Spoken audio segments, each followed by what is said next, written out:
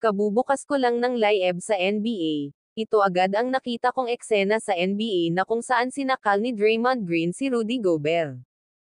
Ito na yata ang pinaka-worst na eksenang nangyari sa Golden State Warriors na team ngayong season. Sa pangyayari ring ito napunit ang Golden State Warriors jersey ni Klay Thompson. Look at Klay Thompson and McDaniels. What is going on with that? Wow. You've got a full-on.